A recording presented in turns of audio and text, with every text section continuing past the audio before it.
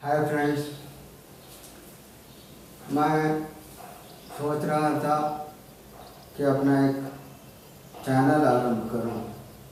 अरसा हो गया किंतु समझ नहीं पा रहा था कि टॉपिक क्या हो। सोच लिया कि कुछ इम्पोर्टेंट टॉपिक हो, जैसा कि एजुकेशन। जीवन के लिए एजुकेशन मुख्य है। एजुकेशन एंटरटेनमेंट जीवन के प्रधान अंश हैं। जीवन के प्रधान अंश एजुकेशन और एंटरटेनमेंट। एजुकेशन एंटरटेनमेंट के बिना जीवन व्यर्थ। और जैसा कि कहा गया है, स्वांतः सुखाय बहुजन हिताय। ये भी सोच लिया मैं तो इसमें भला मेरा भी हो और समाज का अन्य लोगों का।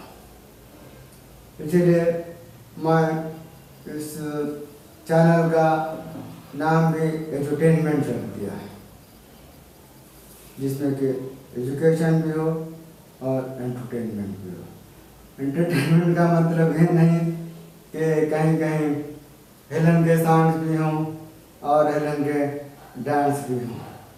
ऐसा नहीं कि पढ़ने में ही रीडिंग फॉर प्लेजर, पढ़ाने में ही प्लेजर, नॉलेज सीख करने में ही प्लेजर है, एंटरटेनमेंट है। और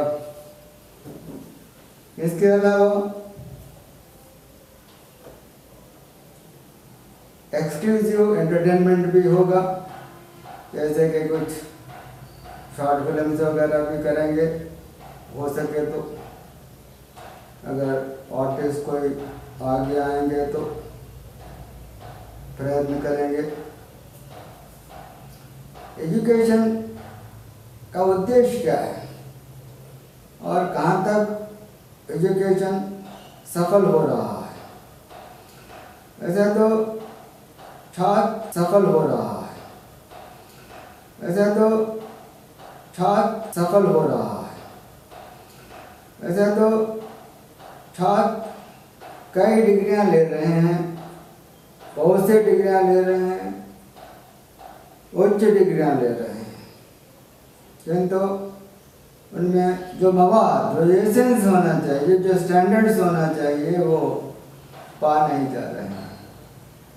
जैसा कि किसी ने कहा है, कागज के फूल को देखो, उसमें की बू को देखो। ऐसे बिना संस्कार के, बिना स्टैंडर्ड्स के एजुकेशन का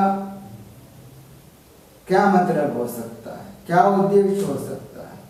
जैसा कि हम आज के समाज को देख ही रहे हैं।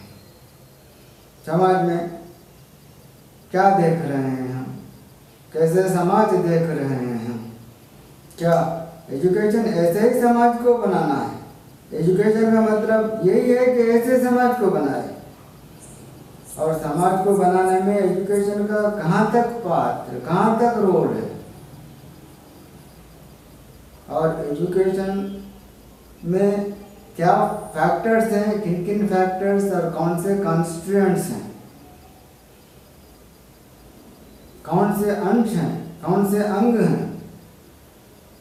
और ये जो स्टैंडर्ड्स आज गिरते जा रहे हैं, जो वैल्यूज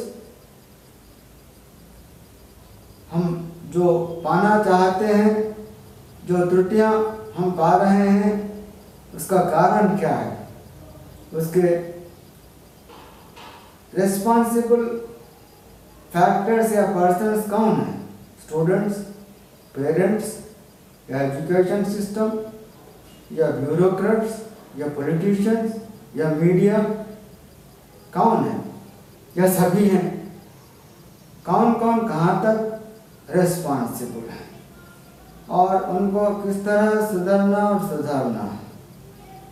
हमको सोचना है, हमें इस बात पर अपने विचार व्यक्त करना है। इसलिए मैंने इस चैनल को प्रारंभ किया है। इसके लिए हमें चाहिए नहीं कि कुछ किताबें पढ़ते जाएं, ग्रंथ पढ़ें और एजुकेशन इसके जो ओपिनियंस हैं या स्कूल्स हैं उनके थॉट्स हैं उनका शोध परिशोध करें। इतना सब नहीं चाहिए जो हम स्कूल लाइफ में एक्सपीरियंसेस या अनुभव प्राप्त किए, जो प्रौढ़ दशा में हमारे एक्सपीरियंसेस थे। अगर हम टीचर्स हैं तो प्रोफेशन में हम कैसे अनुभव प्राप्त किए उसको हम रिट्रीव करना चाहिए, हमें सोचना चाहिए और हमें शेयर करना चाहिए और एकत्रित करना चाहिए हमारे अनुभवों को और सलाह मशवरा के साथ। कुछ विद्यार्थी और छात्र जो हमारे चैनल में जो भी विचार दिए जाते हैं सुनकर वो अपने ख्याल भी बदलेंगे या सुधरेंगे तो बेहतर होगा। समाज को बनाना है, जैसा कि गांधी जी ने कहा है, समाज को बनाना है, देश को बनाना है तो पहले स्वयं को बनाना है, स्वयं को सुधारना है। अगर खुद सुधरेंगे तो घर सुधरेगा, मोहल्ला सुधरेगा, गांव सुधरेगा, राष्ट्र सुधरेगा, देश की उन्नति होगी, देश संभलेगा।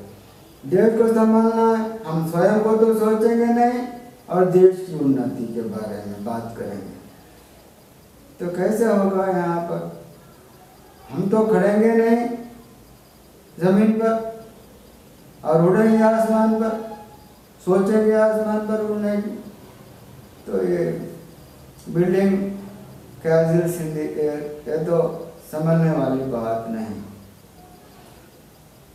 और हमें अवश्य सोचना है कि आज के समाज को कैसे बनाना है, इस पर गौर करना है, विचार करना है और वातावरण घर का बनाना है। आज का बच्चा ही तो कल का सिटीजन है और आराम तो हराम है। समय का सदुपयोग करना है, जैसा कि नेहरू जी ने कहा है। हमें हर चीज से सबक लेना है। सबक लेने के लिए अच्छा भी चाहिए, बुरा भी चाहिए। डिस्क्रिमिनेट करना है, हमें डिस्क्रिमिनेट करने की सलाहियत, गुण चाहिए। इसीलिए ये गुण पाने के लिए एजुकेशन की आवश्यकता है। कौन से गुण चाहिए? जैसा कि हम बचपन में देखते हैं तो स्कूल भिजवाया जाता, उसके पश्चात पढ़ाई पूरी होती है तो कमाने के लिए कुछ ना कुछ नौकरी की आवश्यकता होती है। नौकरी के लिए चक्कर लगाते हैं, नौकरी नहीं मिलती है तो पढ़ाने की नौकरी की तरफ चले जाते हैं। यही है कि पढ़ना और पढ़ाना, पढ़ना और पढ़ाना एक मैकेनिकल हो गया, एक मैकेनिकल सिस्टम हो गया है कि पढ़ना और पढ़ाना। इसका मतलब मकसद कुछ फुलफिल हो नहीं रहा है। पढ़ना एक मैकेनिकल फिनोमेना और पढ़ाना एक मैकेनिकल नेसेसिटी हो गई है। ऐसा नहीं चाहिए कि जो भी कॉन्स्टिट्यूएंट्स इसमें शामिल है, जुड़े हुए हैं, उनका कर्तव्य पूरी तरह अगर निभाया जा रहा है, जैसे कि शरीर के अंग पूरे अपना कर्तव्य निभा रहे हैं तो ही हमारा शरीर स्वस्थ रहेगा, हम सही अपने कर्तव्य निभा सकेंगे, हमारा जीवन सफल हो सकेगा। उसी तरह एजुकेशन के जो कंस्टिट्यूएंट्स हैं, जो अंग हैं, वो पूरी तरह अपना कर्तव्य निभाना ये जरूरी है। जो भी त्रुटियां जहाँ पर पाए जाएंगे उनको निर्मूलन करना ये अवश्य। वो किसकी जिम्मेदारी है? हर किसी की जिम्मेदारी। इसीलिए जो नरिशमेंट, जो पेरेंट्स, इसीलिए कहा गया है मातृदेवो भव, पितृदेवो भव, आचार्य देवो भव। ये कहाँ पर किसका स्थान है? क्यों पुराणों में ये स्थान इन लोगों को दिया गया है? आज इनका स्थान कहाँ पर पहुंचा है? इनके कर्तव्य कैसे हैं? क्यों कर्तव्य निभाने का जो कारण है या उनका उद्देश्य है वो क्यों पर्पस फुलफिल नहीं हो रहा है? क्या कारण है? उनको खोजना है, हमें सोचना है। मैंने तो कहा कि इसके लिए हमारे एक्सपीरियंसेस ही काफ़ी हैं, हमें शेयर करना है। मैं अपने स्कूल के एक्सपीरियंसेस, अपने सर्विस के एक्सपीरियंसेस मैं एपिसोड्स के रूप में, एक श्रृंखला के रूप में बताते रहूँगा और आपसे विनती करूँगा कि हम बहुत सा समय अपना बिताते हैं और शायद बहुत सा समय सदुपयोग भी होता है और कुछ समय हमारा वेस्ट भी होता है। हम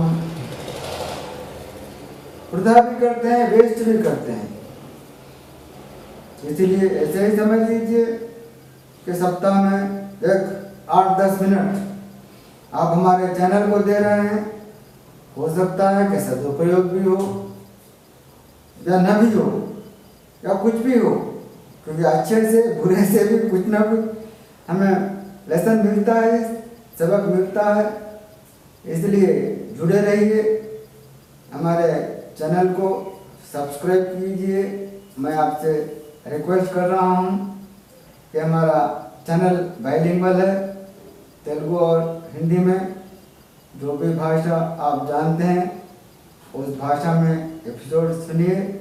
स्टूडेंट्स, पेरेंट्स और समाज के हर सदस्य को मैं यही रिक्वेस्ट करूँगा कि अपना समय कुछ दीजिए और आप चैनल को सब्सक्राइब कीजिए। धन्यवाद।